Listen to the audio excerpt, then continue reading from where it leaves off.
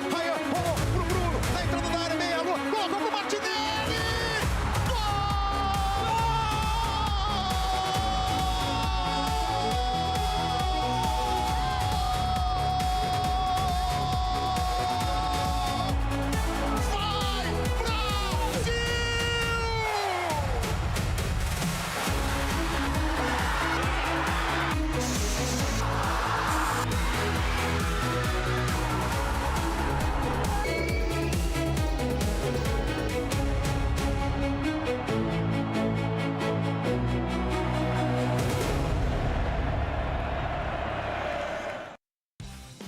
E aí, gente boa! Começando o Globo Esporte, diretamente aqui de Water Walls, em Houston. Sua TV não tá com defeito não, não tá chiando não. É o barulho aqui das águas caindo, as águas que lavaram a alma do brasileiro. E estou aqui com o meu parceiro, Eric Faria. Coração Eric, tá bom? Nossa senhora, a voz que não tá muito boa de gritar gol ali no último minuto. E realmente, que vitória, que classificação. O Brasil está nas oitavas de final, Eric Faria. Bom, boa tarde para todo mundo que está acompanhando o Globo Esporte, boa tarde para você. Pois é, Fred, e eu acho que até poderia ter sido mais tranquila a vitória pelo que o Brasil apresentou no segundo tempo, né? Ela se tornou emocionante muito por conta do goleiro Suzuki, que evitou 3, 4 chances muito claras do Brasil no segundo tempo.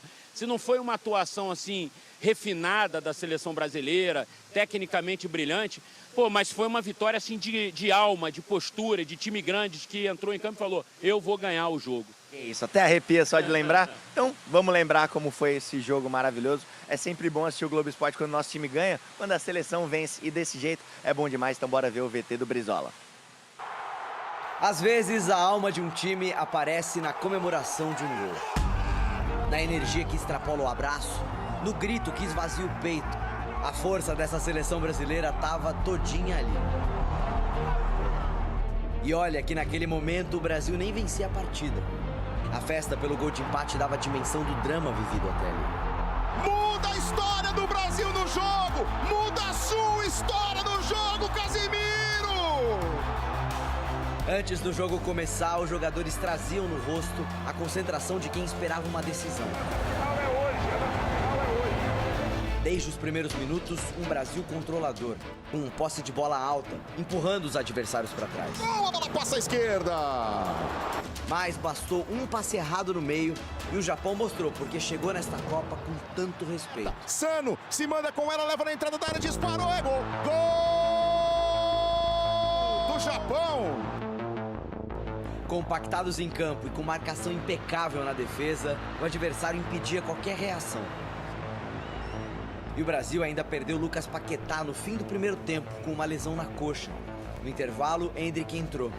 O míster foi fundamental no intervalo, né, para nos dar essa tranquilidade. Nós mesmos também procuramos nos ajudar falando para não perder a cabeça.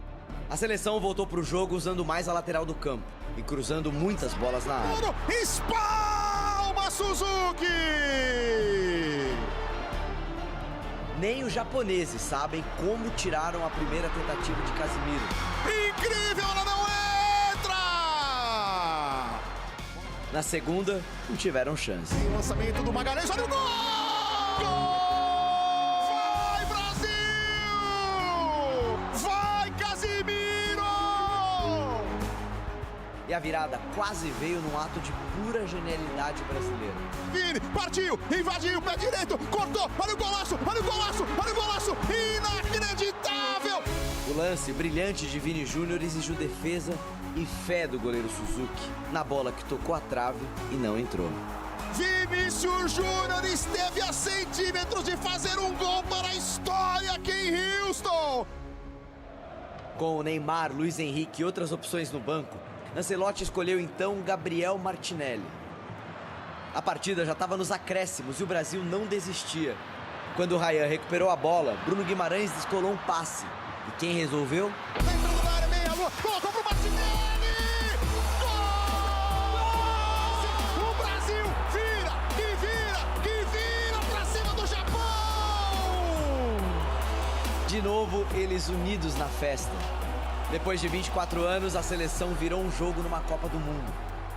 Não tem nem palavras para descrever a alegria que está no meu coração agora de ver todo o povo brasileiro aí feliz com a classificação, minha família. Não tem nem como eu explicar o que eu estou assistindo agora. Uma vitória que renova os ânimos da seleção brasileira, que agora retorna para Nova Jersey e tem praticamente uma semana inteira para se preparar para o confronto das oitavas de final. Tempo para valorizar os jogadores e para valorizar o espírito coletivo de uma equipe que se comporta como um time.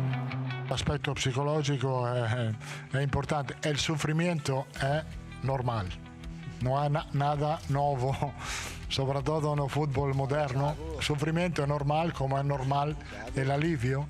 Todos somos um só, eu acho que não é por um lance ou por alguma jogada, né? Acho que quando se ganha todos e quando se perde todos.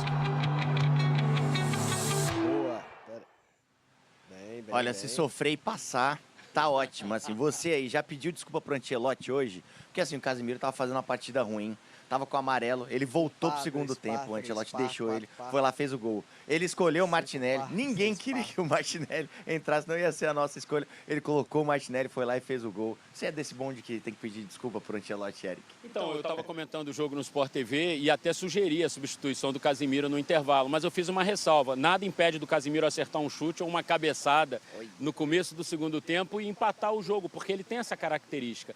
Mas o fato é que o futebol apresenta sempre essas histórias de reviravolta, né? O futebol é maravilhoso por isso, porque ele dá essa oportunidade de você, às vezes, no mesmo jogo, mudar a sua história. E foi o que aconteceu com o Casemiro e com a seleção brasileira. Se a gente for olhar todos os números da seleção no jogo, eles são favoráveis. Eles são superiores aos números japoneses, né? Como eu falei ali na primeira participação.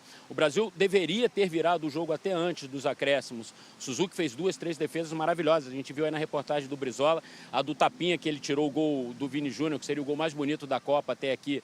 Enfim, acho que a vitória do Brasil foi justíssima, a classificação foi justíssima. E às vezes, Fred, no futebol, você ganha de 2-0 com um gol em cada tempo, vale a mesma coisa do que ontem. Só que, às vezes, emocionalmente, a classificação de ontem, ela traz mais benefícios para um time numa disputa de Copa do Mundo. Verdade, foi um sofrimento gostoso. Vamos falar de um outro destaque da seleção, que é o Bruno Guimarães, o nosso garçom. Se liga aí.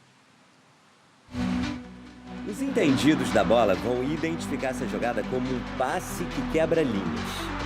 Mas ele também serve para construir uma reputação.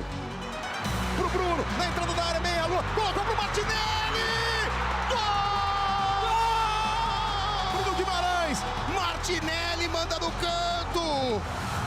Os torcedores começaram a Copa elegendo alguns jogadores favoritos. Neymar, Vini Júnior, Endrick. Mas jogo a jogo, um nome foi conquistando a admiração e a confiança dos brasileiros. Bruno Guimarães é o seguinte, se ele fosse francês, inglês, ele ia estar todo mundo falando o tempo inteiro dele. Ele é o melhor meio-campo da Copa. Eu gosto muito do Bruno Guimarães, acompanhei ele desde o Atlético Paranaense, acompanhei pelo Lyon, agora no Newcastle. A gente não desiste nunca. O Bruno Guimarães está fazendo uma Copa absurda. Ele é o jogador com mais passes em toda a competição. São 394 passes completos com uma precisão de 96%. Marca muito bem, arma o jogo e é o líder de assistência da Copa do Mundo. Na virada de ontem sobre o Japão, ele deu a 4ª assistência na Copa do Mundo. Esse passe aqui para o Martinelli fazer o gol da vitória. Depois da partida, o Bruno contou que pensou até em chutar para o gol, mas optou passar para o companheiro cuja especialidade é botar a bola na rede. E eram 50 minutos do segundo tempo. Fazer um gol ali do jeito que foi é emocionante. E mais, ele é o primeiro jogador do Brasil a dar 4 passes para gol num mesmo Mundial desde Zico em 1982. A gente sabe que a gente tinha 5 finais pela frente, agora faltam 4. No final da partida, a bola ainda estava rolando, ele já tinha sido substituído, mesmo fora de campo, quis dar assistência. Assistência para a família e para os amigos. Fico feliz demais. É um momento especial para mim, para minha família. É bom que continue assim, jogando desse jeito, com esse espírito que, Deus quiser, a gente vai longe. Amém, tá jogando muito e ó, o único penta segue sendo o Brasilzão. A Itália tá fora e agora a Alemanha tá fora, meus queridos. Vamos mostrar aqui ó, agora para vocês a eliminação da Alemanha pro Paraguai e a eliminação da Holanda pro Marrocos. Se liga aí. Que tal um pouco de Libertadores da América na Copa do Mundo? Mas não só nas arquibancadas. No campo, catimba. Puro suco sul-americano, né? Os alemães enfrentaram uma seleção da América Latina em dia de Copa. E em dia de Copa, tudo bem jogar por uma bola. Vai que ela aparece. Mandou pra ele o toque de cabeça, gol! O atacante é inciso, só precisou indicar onde queria. O terceiro gol do Paraguai nesta Copa do Mundo, o primeiro em jogos eliminatórios na história da competição. Em dias de Copa, tem que ter coração e também cabeça. Com só 8 minutos do segundo tempo, Havertz, na sutileza de um desvio, enfim passou pela muralha paraguaia.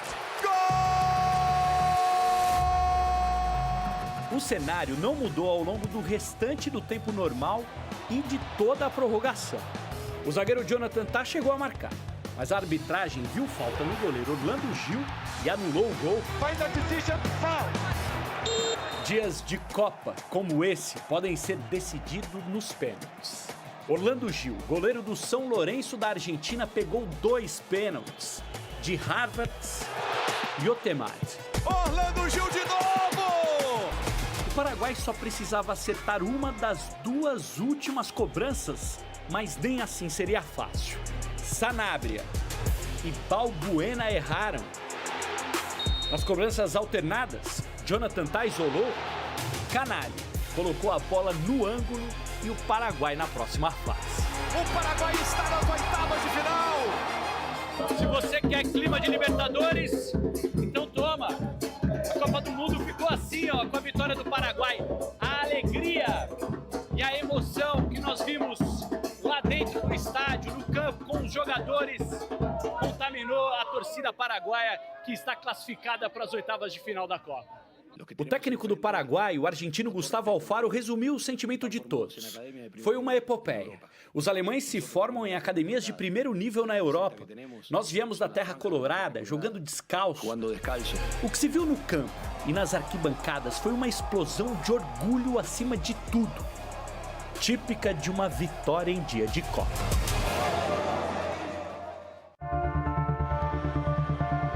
Ai, ai, ai, a Holanda e os pênaltis. Uma relação que é um terror para os holandeses. Você sabe quando foi a última vez que a Holanda perdeu um jogo com a bola rolando numa Copa do Mundo? Foi contra a Espanha, na final, em 2010. Aí em 2014 foi eliminada para a Argentina nos pênaltis. Em 2018 ficou de fora, nem classificou para a Copa. Aí em 2022, de novo para a Argentina nos pênaltis. E em 2026, bom, a gente já imaginava o que ia acontecer, né? Contra o Marrocos, a Holanda começou tomando um calor danado. Mas o goleiro Verbruggen estava inspirado. E quando a Holanda teve a chance, o Gakpo não desperdiçou, foi lá e fez o dele. E um gol emocionante, porque ele há poucos dias tinha perdido um filho durante a gestação. Jogo tenso, a Holanda conseguindo evitar a maldição dos pênaltis, só que aí aos 45 do segundo tempo, o Diop empatou e levou o jogo para a prorrogação. O goleiro Verbruggen continuou brilhando, fez essa defesa espetacular no chute do Raine e levou a decisão para os pênaltis. O terror dos holandeses. E o resultado, não foi diferente. Holanda mais uma vez eliminada e agora está com 16 jogos de invencibilidade em Copas do Mundo. Um recorde, mas quem passou e está nas oitavas é o Marrocos. A Copa do Mundo sua danadinha, a gente vai pro intervalo rapidaço e volta já já com o gol do Martinelli. Tô viciado em assistir, Eric. Não aguento. Eu não vou cansar, não. Danilo, tabelinha com o Ryan, vamos nessa Danilo, avançou pela direita, rolou para trás pro Hendrick na entrada da área, não tinha o pé direito para finalização, tentou arrumar para a esquerda, perdeu, mas o Brasil aperta, atenção, Ryan, rolou pro Bruno, na entrada da área, meia lua, colocou pro Martinelli, gol!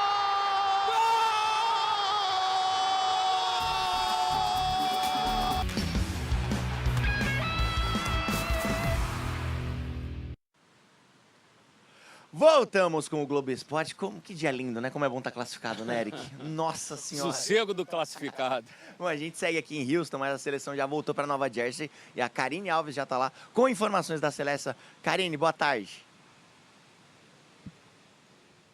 Boa tarde, Fred, Eric, amigos aqui do Globo Esporte. Pois é, a seleção está treinando nesse momento ainda.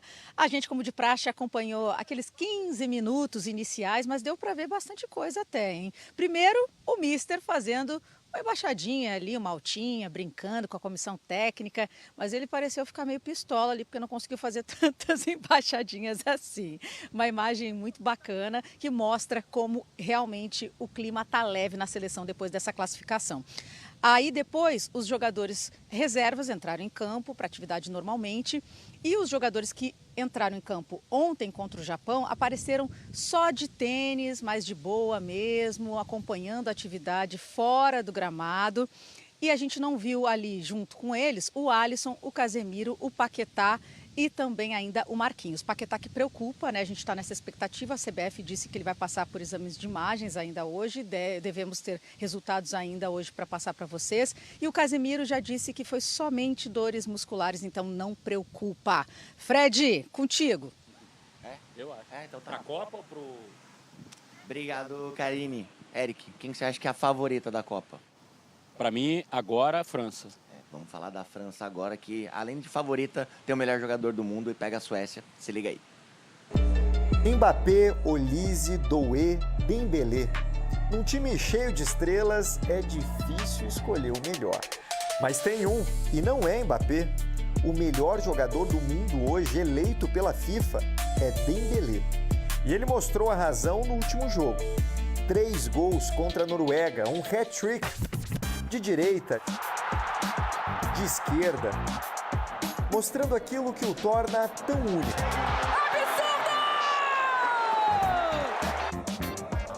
Ninguém sabe usar as 2 pernas tão bem quanto ele. Com os gols, Dembélé se colocou na disputa pela artilharia.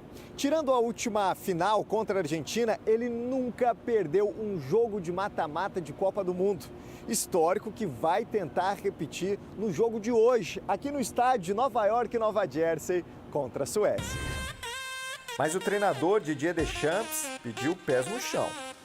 Temos uma equipe da Suécia que não tem nada a perder e que vai fazer de tudo e que pode nos causar problemas. Temos que ser lúcidos, respeitar os nossos adversários, afirmou. Respeito fora de campo, confiança dentro dele. Confiança de quem pode contar com Dembélé. E o bicampeão da Liga dos Campeões pelo PSG está louco para comemorar outro bicampeonato, o da Copa do Mundo. Intervalo rapidaço e hoje tem Costa do Marfim e Noruega já aqui na tela da Globo. A gente vai pro intervalo com o Haaland, então não sai daí.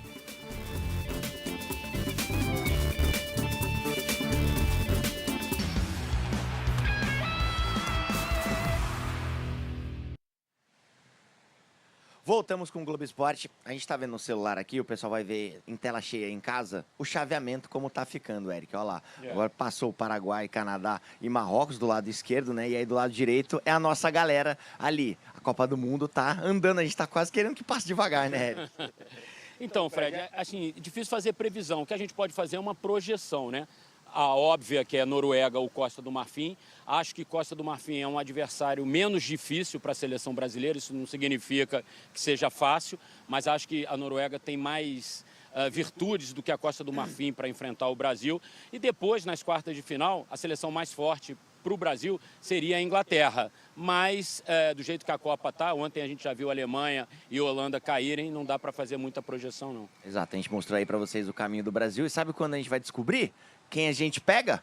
Já tem Costa do Marfim e Noruega e o Marcelo Correge, inclusive, está ao vivo trazendo as informações. Boa tarde, Correge. Oi, Fred. Boa tarde para você, para o Eric, para todo mundo que acompanha a gente. Clima bom aqui do lado de fora do estádio de Dallas. Nem tantos torcedores nascidos na Noruega ou na Costa do Marfim, mas locais que escolheram um time ou outro para torcer nessa partida de daqui a pouco. Os 2 times já estão escalados, havia uma dúvida ali na Noruega, na lateral direita, o Riesen está machucado, entrou o Pedersen, mas o trio de ataque é aquele que a gente conhece. Nusa, Sorloth e Erling Haaland. E no time da Costa do Marfim, uma surpresa, porque o Amad Diallo começa no banco de reservas e o Boni vai ser o centroavante titular. O Pepe, portanto, joga no lado direito. O Boni é um atacante de 1,89 m de altura, atua na Inter de Milão. Força para enfrentar essa zaga muito alta da Noruega, Fred. Boa, Correge, Boni, bonito igual o Marcelo Correge, então vou despedir aqui do Globo Esporte com o meu chapéu texano. Eric, meu irmão, obrigado mais uma vez aí. Vamos, Brasil! Vamos pra cima, Brasil, é nóis, amanhã estamos de volta.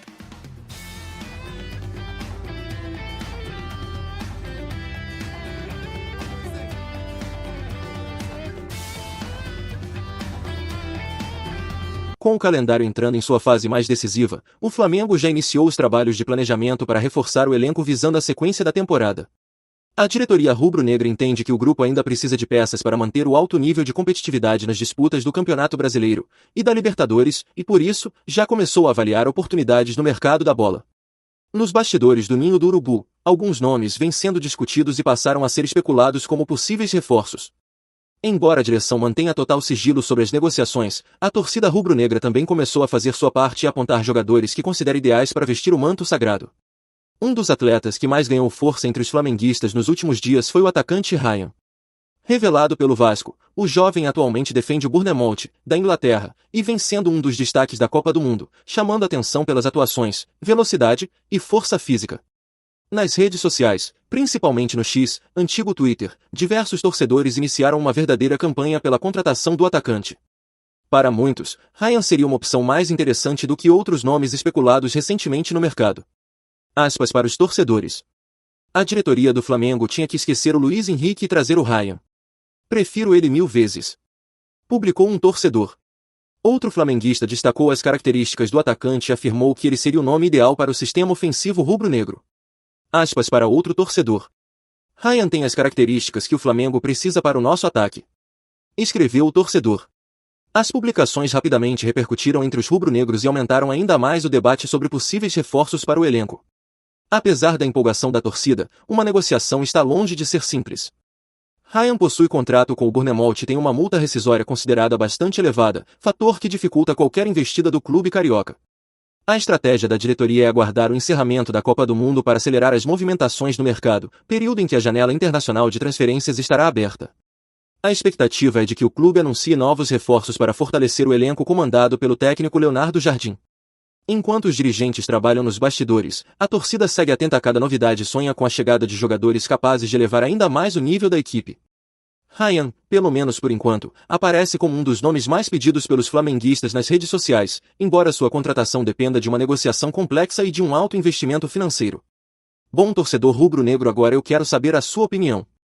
O atacante Ryan seria um excelente reforço para o mais querido? Comenta aí sua opinião, eu gostaria muito de saber o que você pensa disso. Ah, e fica ligado no canal, porque eu estou sempre postando as últimas notícias do Flamengo, se inscreve para não perder.